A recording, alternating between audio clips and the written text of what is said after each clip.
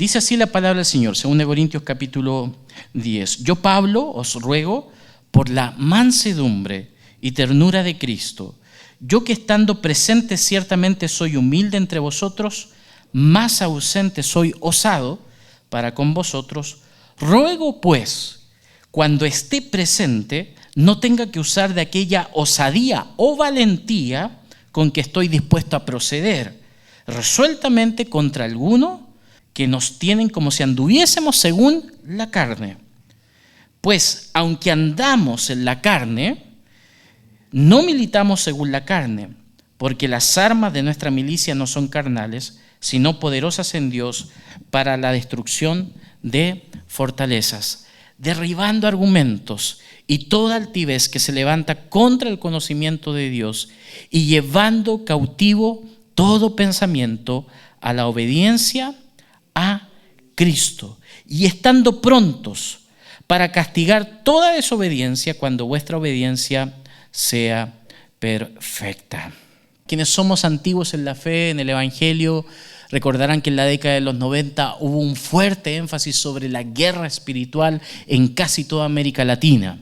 Había muchos congresos, seminarios de guerra espiritual que trataban de explicarles al común de los creyentes esta lucha espiritual que se da en las regiones celestes, como dice el apóstol Pablo en Efesios capítulo 6. Esta lucha que puede ser invisible a nuestros ojos, pero que se manifiesta de formas muy concretas. Y perdone la expresión, y no solo en el morbo de una posesión demoníaca o en el ejercicio del ministerio de la liberación, que pareciera ser que es allí donde nos damos cuenta de que realmente el mal existe, que Satanás realmente es real, que los demonios realmente sí existen. No, Satanás es mucho más astuto. Es mucho más astuto. El mismo apóstol Pablo va a decir en 2 Corintios, en esta carta que leíamos, que él tiende a disfrazarse como un ángel de luz. Él usa otras artimañas para poder tratar de hacernos estancar en nuestra fe, hacernos retroceder en nuestra fe, busca de una u otra manera amedrentarnos. Sus mecanismos, sus armas son muy diferentes. Muchas veces se da y queda en evidencia cuando hay, ¿no es cierto?, una posesión demoníaca, cuando hay una opresión espiritual, pero no siempre es así. Satanás es mucho más astuto. Y de eso aquí el apóstol Pablo va a advertir, y creo que haríamos bien en prestar atención a esto. Uno se pregunta en qué momento yo entré en esta lucha, porque hasta el momento no sabía que estaba en medio de un conflicto espiritual.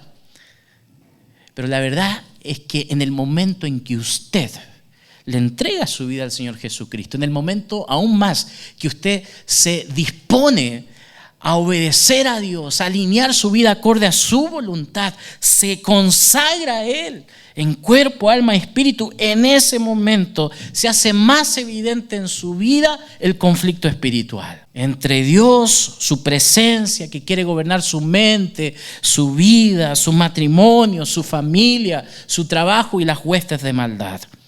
Aquí Pablo está experimentando esa lucha. La iglesia de Corintio era una iglesia muy amada por el apóstol, él la fundó. Pero lamentablemente en medio de esta iglesia había líderes opositores. Ya en la primera carta, en 1 Corintios capítulo 9, él tiene que hacer defensa de su apostolado. Porque lamentablemente habían líderes en la iglesia de Corintios que no creían que él era realmente un apóstol original de Jesucristo. El apóstol Pablo en más de una ocasión tuvo que defender su ministerio apostolado, porque no creían en sus credenciales como apóstol. Y aquí es donde debemos entender entonces y ponernos un poquitito en los zapatos del apóstol Pablo.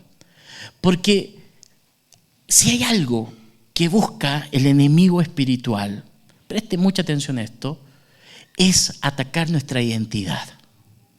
Eso es lo primero que hace Satanás. Constantemente Satanás está poniendo en duda quiénes somos.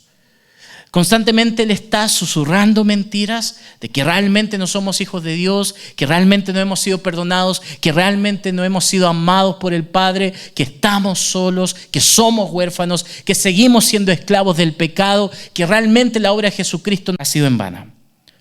Esas son las mentiras clásicas de Satanás. Recuerden que en Juan capítulo 8, En Juan capítulo 8, versículo 44, se nos describe a Satanás de una manera muy particular. Miren, vamos por favor al Evangelio de Juan. Se nos describe como un homicida desde el principio y padre de mentiras. Vosotros sois de vuestro padre el diablo y los deseos de vuestro padre queréis hacer. Él ha sido, ¿qué dice Jesús del diablo? Homicida, ha sido un asesino desde el principio, haciendo alusión, ¿no es cierto?, a cómo introdujo en la realidad la muerte, tentando a Adán y Eva, la mujer, en el Edén. Ha sido un asesino desde el principio. Desde el principio él se ha esforzado por levantar una cultura de muerte y no ha permanecido en la verdad. Y aquí comienza a describirse entonces una segunda característica del enemigo espiritual de nuestras almas, porque no hay verdad en él. Cuando habla, ¿qué habla? Habla mentira. De suyo habla, porque es mentiroso y padre de mentira. Satanás es un homicida desde el principio. Él siempre se ha esforzado por levantar una cultura de muerte alrededor nuestro. Él siempre quiere robarnos, como lo va a decir luego en Juan capítulo 10, Jesucristo. Él siempre ha querido robarnos la paz, el gozo de la salvación. Quiere vernos destruidos, no solo muertos. Fíjese, Jesucristo dice en Juan capítulo 10, el enemigo ha venido a robar, matar y destruir. Fíjese la progresión, cómo la obra de Satanás es destructiva, va de menos a más. Él no se contenta con robarnos la paz. Él quiere vernos muertos espiritualmente, y no solamente muertos, sino destruidos. Satanás es un experto en levantar una cultura de muerte alrededor nuestro. Y yo no sé si a veces estamos tan vigilantes o atentos a esto. El enemigo ha venido a robar, matar y destruir, pero yo he venido, dice Jesús, como el buen pastor, como la puerta del redil, para darles vida y vida en abundancia. Por eso es que nosotros los creyentes estamos a favor de la vida, pero estamos a favor de la vida no solamente en el vientre materno, en todo sentido de la palabra. Porque donde quiera que se levante la cultura de muerte, de asesinatos, de violencia, en cualesquiera de sus formas, nosotros debemos ser testigos de la vida que encontramos en Jesús. Amén. Satanás es un homicida, pero es mentiroso. Es mentiroso. Ahora, aquí viene el punto en que Satanás evidentemente se va a valer de las personas, aún de creyentes, y el apóstol Pablo va a advertir de aquello, para difundir mentiras, difundir cizaña. Eso es muy común y lamentablemente afecta también a la iglesia de Cristo. Fíjense, yo Pablo, leemos del versículo 1 del capítulo 10, os ruego por la mansedumbre y ternura de Cristo, yo que estando presente ciertamente soy humilde entre vosotros, más ausente soy osado para con vosotros. Porque aquí hay algo que el apóstol Pablo lo va a decir antes y después del capítulo 10 de 2 Corintios. Estos líderes opositores no solamente dudaban de su identidad, de si realmente era un hijo de Dios, de sus credenciales, si realmente era un apóstol del Evangelio de Jesucristo, sino que también ponían en duda su carácter. Decían que tenía un carácter débil, que cada vez que escribía se mostraba muy osado y valiente, pero cada vez que estaba en persona con ellos se mostraba débil, humilde. Y ellos criticaban al apóstol Pablo porque veían en el apóstol Pablo dos Pablos. Ahora, ¿uno puede ser valiente y humilde a la vez? Claramente que sí.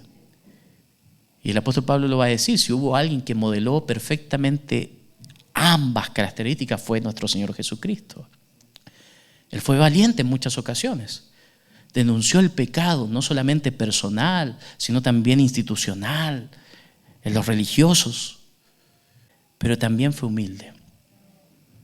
¿Qué busca el enemigo espiritual de nuestras almas? Siempre va a buscar dos cosas. Entonces, rápidamente, va a hacernos dudar de nuestra identidad espiritual. Te va a decir constantemente a ti mentiras del tipo, tú no eres un hijo de Dios. Realmente tú no eres salvo. Hay mucha gente que duda de su salvación. Carga con la culpa, carga con las vergüenzas. A pesar de que en algún momento experimentaron el perdón de Dios, siguen estancados. Es Satanás. Es Satanás susurrando mentiras. Y no solamente va a atacar tu identidad como hijo de Dios, va a atacar tu carácter. Siempre te va a estar diciendo al oído, tú eres poca cosa, eres débil, mírate, no tienes habilidades, mírate, tú no puedes hacer nada bien. Ese es Satanás. Satanás no está en el morbo de una posesión demoníaca solamente, donde los demonios quedan en evidencia. Satanás te ataca a través de personas, a través de mentiras, que son, y el apóstol Pablo lo va a decir más adelante, son verdaderos argumentos que se dan con altivez, con orgullo. Así es que a advertir aquello. El versículo 2 dice el apóstol Pablo, ruego pues que cuando esté presente no tenga que usar de aquella osadía o valentía con que estoy dispuesto a proceder resueltamente contra algunos que nos tienen como si anduviésemos según la carne. Versículo 3. Pues aunque andamos en la carne, no militamos según la carne. Lo leemos junto al versículo 3 porque quiero explicar qué significa la carne. Puede ser algo raro esto de andar en la carne. ¿Qué es? Lo leemos juntos. 1, 2, 3. Pues aunque andamos en la carne, no militamos según la carne. El apóstol Pablo lo que está queriendo decir es, en otras palabras, es que aunque yo soy un ser humano cualquiera como ustedes, yo no me guío por mi humanidad. Yo no evalúo las cosas que me suceden a mí o a ustedes como hermanos en la fe según criterios carnales, según criterios humanos, según criterios de hombres, como el común de los hombres lo puede hacer. No, yo trato de andar en el Espíritu. Yo trato, en otras palabras, de evaluar todo lo que sucede en mi vida y lo que está sucediendo en la iglesia, en este caso en la iglesia de Corintio, en términos espirituales. Y aquí viene la pregunta, ¿pueden haber creyentes, hermanos en la fe, miembros de una iglesia, líderes de una iglesia, pueden haber líderes carnales? Sí, el apóstol lo está diciendo. Claramente que lo pueden haber. Y es a ellos a quienes le está hablando el apóstol. Y fíjense lo que va a decir luego el apóstol. Dice, y lo vuelvo a repetir, porque aunque andamos en la carne, aunque yo sea un ser humano, al igual que ustedes, no milito según la carne. No hago un ejercicio de mi liderazgo en términos humanos. A veces en la iglesia hay gente muy carismática, con muchas habilidades, con el don de gente, como dicen en el sur. Líderes que tienen llegada a las personas, que tienen labia, que tienen buen habla. Pero ojo, el apóstol dice, cuidado con estos hombres y mujeres. Porque no necesariamente son líderes espirituales. No necesariamente ejercen un liderazgo espiritual.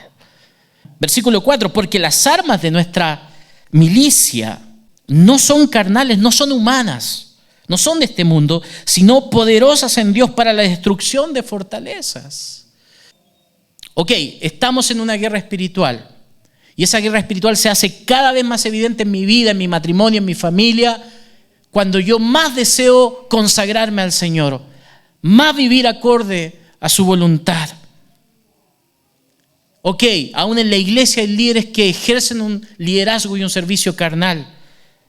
Pero luego el apóstol Pablo habla de las armas que tenemos entonces para luchar esta guerra espiritual. Y él dice, nuestras armas no son carnales, no son de este mundo. En clara contraposición a las armas del liderazgo de la iglesia de Corintios. Porque había líderes que sí usaban armas carnales. Nuestras armas no son de este mundo, sino que son espirituales. El apóstol Pablo pudo haber caído en el juego de sus opositores, pero no fue así. Ahora, hay un pasaje que por excelencia describe nuestras armas espirituales y la armadura que Dios nos ha dado para pelear esta batalla. Vamos ahí a Efesios capítulo 6, por favor, rápidamente.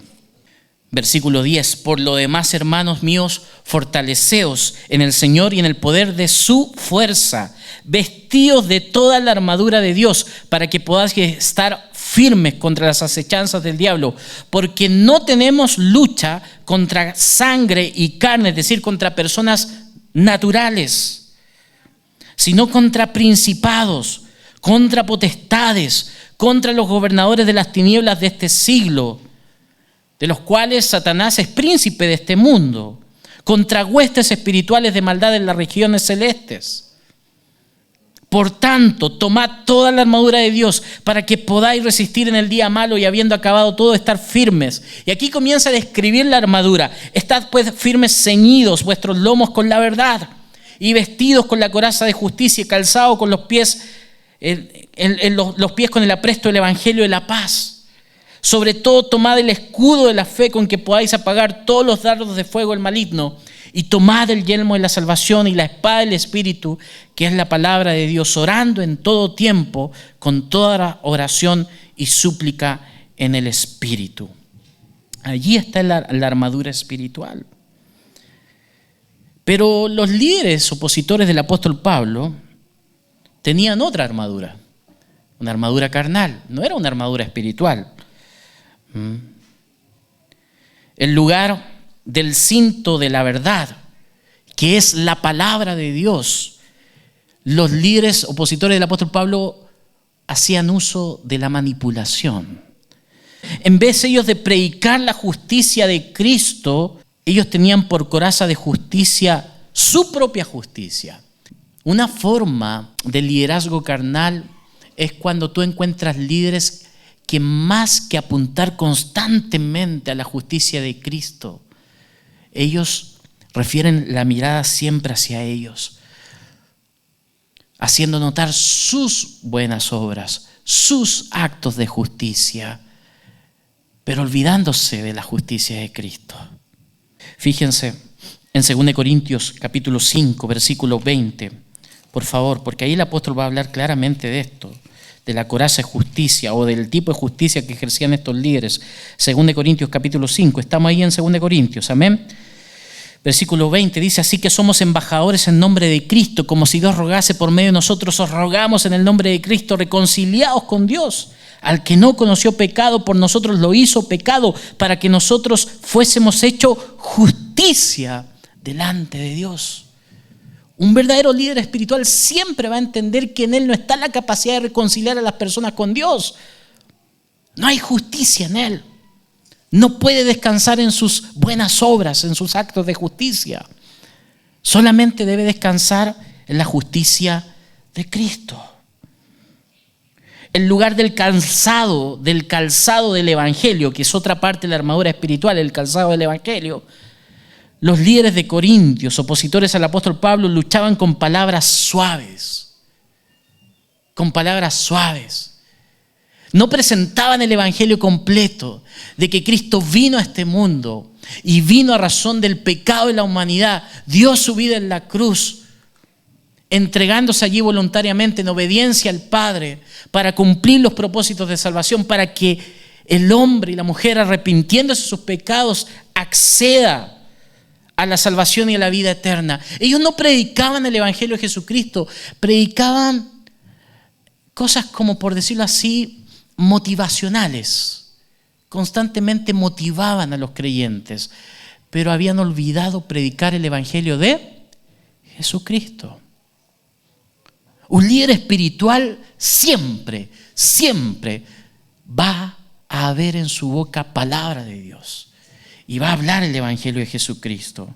En 2 Corintios capítulo 4, versículo 2 queda en evidencia esto: antes bien renunciamos al oculto y vergonzoso, no andando con astucia, ni adulterando la palabra de Dios, sino por la manifestación de la verdad del evangelio de Jesucristo, recomendándonos a toda conciencia humana delante de Dios. En lugar, y seguimos con la armadura espiritual, en lugar del yelmo de la salvación, los líderes de Corintios, opositores al apóstol Pablo, se mostraban autosuficientes. En lugar de la espada del Espíritu, luchaban con sistemas y programas humanos. La espada del Espíritu es la palabra de Dios, que es el arma principal que tenemos nosotros como creyentes en esta lucha espiritual. Pero los líderes de Corintios no se valían de la palabra de Dios para ejercer su ministerio. Ellos lo hacían simplemente con sistemas y programas humanos. Queridos, queridas, quizás nosotros no somos líderes ni apóstoles como el apóstol Pablo, pero constantemente nosotros estamos teniendo una lucha espiritual. Hay mentiras de Satanás, hay maquinaciones del enemigo que quieren atacar nuestra identidad y carácter. Ahora, ¿cómo le hacemos frente a las mentiras de Satanás? Valiéndonos de toda la armadura de Dios. De toda la armadura de Dios. De la cual la principal es la espada del Espíritu, que es la palabra de Dios. Yo debo memorizar la palabra, debo estudiar la palabra sistemáticamente, debo interiorizar la palabra de Dios, porque en esos momentos de mayor vulnerabilidad, cuando estoy siendo tentado, cuando estoy siendo amedrentado por Satanás, cuando Satanás quiere traer condenación a mi vida, cuando Satanás quiere susurrarme sus mentiras, yo es ahí donde yo debo declarar la palabra de Dios, la verdad de Cristo, para hacerle frente a las mentiras de Satanás. Ahora, en Efesios capítulo 6, el apóstol dice, no tenemos lucha contra carne ni sangre. Es decir, el apóstol Pablo le dice a los efesios, a otra iglesia le está diciendo, miren, ustedes no tienen un conflicto con personas naturales. Ustedes creen que tienen enemigos que son personas de carne y hueso. No. Tienen que ver más allá. Es Satanás. Son sus huestes de maldad, queriendo enviar flechas, dardos. Ustedes deben hacerle frente a Satanás. Y el apóstol Pablo, consciente de esto, es que dice lo siguiente. Fíjense, volvamos a 2 Corintios capítulo 10, por favor. 2 Corintios capítulo 10, que es el pasaje base sobre el cual estamos reflexionando. Dice en 2 Corintios capítulo 10, versículo 4, porque las armas de nuestra milicia no son carnales, no son de este mundo. No peleamos con las personas como el común de las personas afuera pelea. No, sino que son poderosas en Dios, refiriéndose a cada parte de la armadura espiritual. Nuestras armas no son carnales, no son de este mundo, sino poderosas en Dios para la destrucción de fortalezas. De fortalezas. ¿Y a qué fortaleza se refiere? Y aquí viene la respuesta. Versículo 5. Derribando argumentos y toda altivez que se levanta contra el conocimiento de Dios. Presta atención a esto, porque esto es clave para entender esta guerra o lucha espiritual. Derribando argumentos y toda altivez que se levanta contra el conocimiento de Dios y llevando cautivo todo pensamiento a la obediencia de Cristo. Ahora, ¿qué es lo que debemos derribar? Y aquí nos damos cuenta que esta lucha no es personal. Como decía por ahí Cerati, nada personal.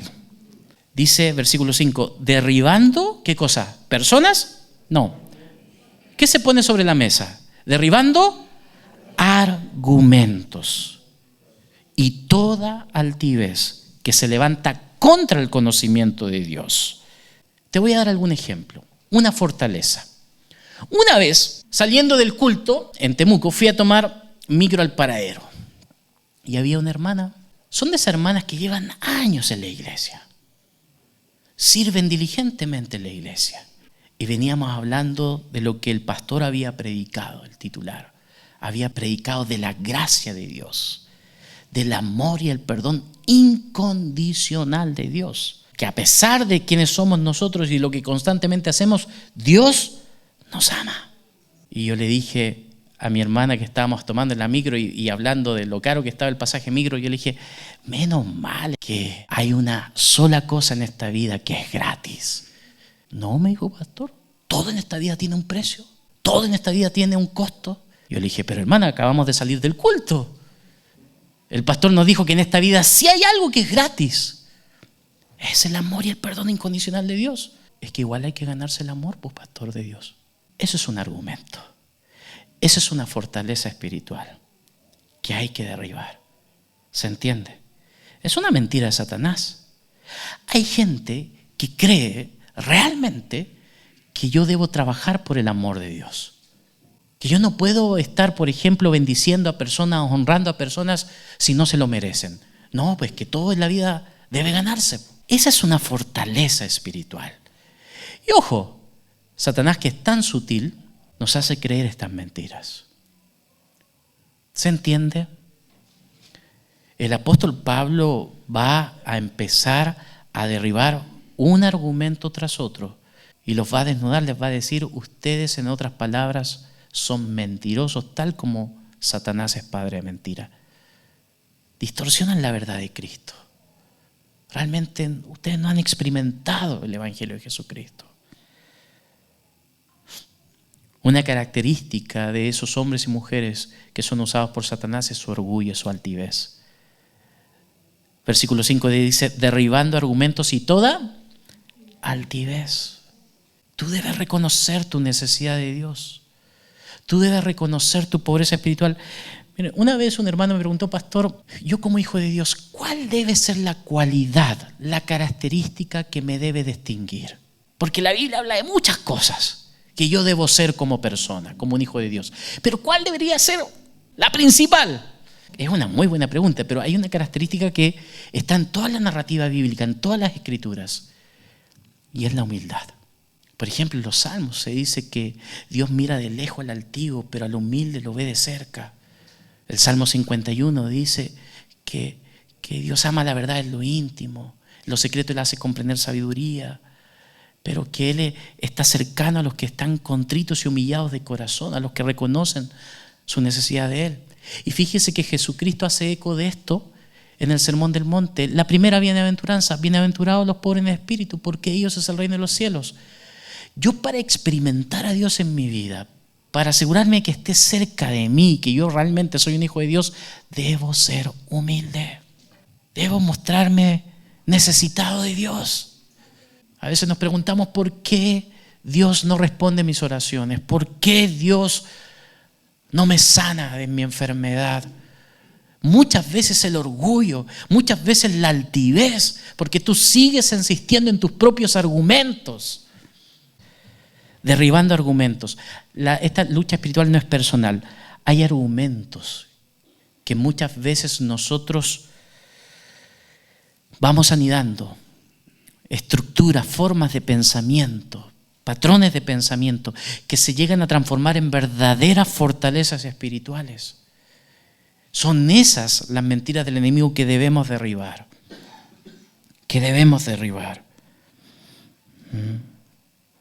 Porque son formas de pensar que vienen de este mundo y no vienen del Evangelio. Les voy a dar un último ejemplo para que entiendan estas fortalezas y estos argumentos que debemos derribar. Ahí mismo en 2 Corintios, capítulo 5, el apóstol va a hablar de una fortaleza. Miren, 2 Corintios, capítulo 5, versículo 14. Porque el amor de Cristo nos constriñe, pensando esto, que si uno, Jesucristo, murió por todos, luego todos murieron. Y por todos murió Jesucristo, para que los que viven ya no vivan para sí, sino para aquel que murió y resucitó por ellos. Ahora, fíjese, aquí viene una fortaleza que tenían los corintios y los líderes opositores del apóstol Pablo, y que va a desnudar el apóstol Pablo. Miren, versículo 16. De manera que nosotros de aquí en adelante a nadie conocemos según la carne, según criterio humano.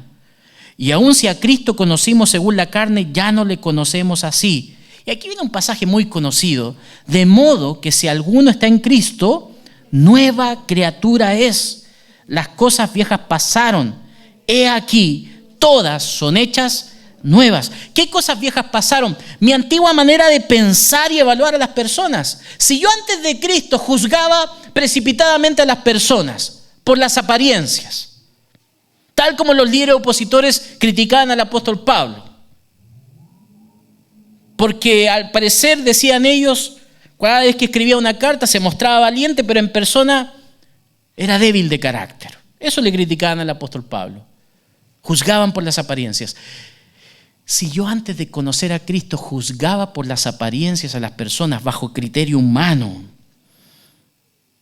El versículo 16 es claro, de manera que nosotros de aquí en adelante a nadie conocemos según la carne. Ya no podemos seguir conociendo, juzgando a las personas, emitiendo juicios de valor. Es que esta persona es así, esta persona es acá. No podemos. No podemos juzgar a las personas. El apóstol dice, de modo que si alguno está en Cristo, si realmente somos una nueva creación, una nueva persona en Cristo Jesús, las cosas viejas pasaron. Mi forma antigua de juzgar a las personas, de pensar mal de las personas, de juzgar por las apariencias, eso ya debe quedar atrás. No puedo ser un creyente carnal. De modo que si alguno está en Cristo, nueva criatura es. Las cosas viejas pasaron. He aquí todas son hechas nuevas y todo esto proviene de Dios.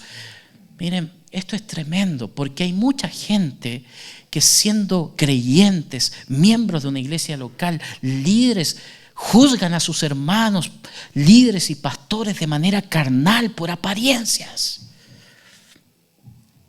Esa es la guerra espiritual, dice el apóstol Pablo, que debemos saber librar no con armas carnales, no con las armas de este mundo, sino con las armas espirituales.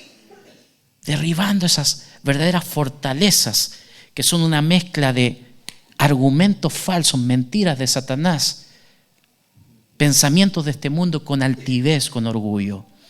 Eso es lo que estamos llamados a derribar. Por eso es tan importante profundizar en la palabra de Dios. Porque en la medida en que yo profundizo en la verdad de Cristo, que es el arma principal, la espada del Espíritu, mi mente es transformada. Esas mentiras de Satanás que por tanto tiempo he creído y que se han ya consolidado al punto de ser una fortaleza en mí, son derribadas. Son derribadas. Pero tú, querida iglesia, querido hermano y hermana, tienes que estar apercibido. Tienes que estar ahí, vigilante. Tienes que autoevaluarte hasta qué punto he creído las mentiras de Satanás. Hasta qué punto mi forma de pensar, de ver a las personas, no solo a mis hermanos aquí, es carnal. Yo debo cambiar.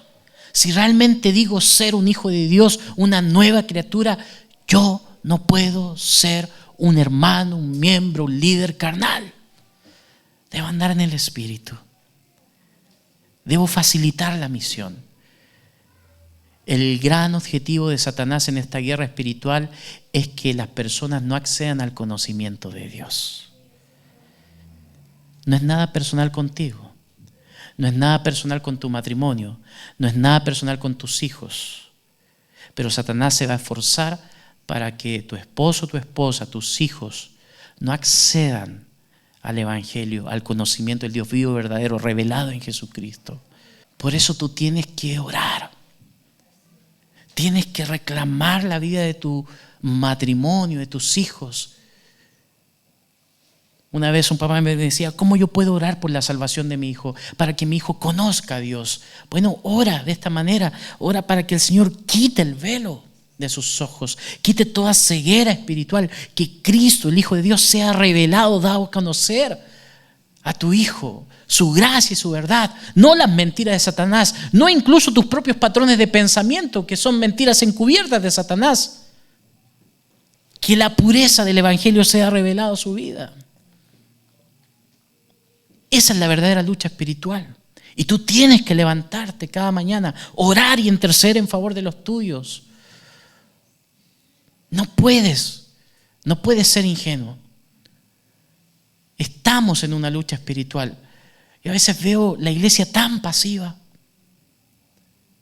Evalúa sus circunstancias, sus problemas en la familia, en el trabajo, con ojos humanos, con criterios humanos, con los criterios de este mundo. Tienes que ver más allá. Es Satanás. Son las huestes de maldad, impidiendo que tú accedas al conocimiento de Cristo Jesús. Que el Señor nos ayude, amén, a avanzar en esta guerra espiritual. Pero ojo, nosotros peleamos esta lucha con la victoria de Cristo ya garantizada en la cruz del Calvario. Cristo venció en la cruz al enemigo de nuestras almas. Y al resucitar al tercer día con poder, desarticuló sus planes. La Biblia dice que un día Satanás, los demonios y todos los que no habrán confesado a Cristo como Señor y Salvador de sus vidas, arderán en el lago de fuego y azufre por toda la eternidad. La victoria está asegurada, pero en el intertanto el Evangelio de Juan dice que Satanás sigue siendo príncipe de este mundo y él va a hacer todo lo posible para que tú y los tuyos no accedan al conocimiento del Dios vivo y verdadero revelado en Jesús. Pero por lo mismo tú tienes que amar la palabra, consumir palabra cada día, usar la espada del Espíritu, que es la palabra de Dios, cada vez que te sientas tentado, hacer lo contrario a la voluntad de Dios, cada vez que estés viendo un conflicto en tu matrimonio, en tu familia. Ora, intercede en favor de los tuyos haciendo uso de la palabra de Dios. Ponte de pie, vamos a orar.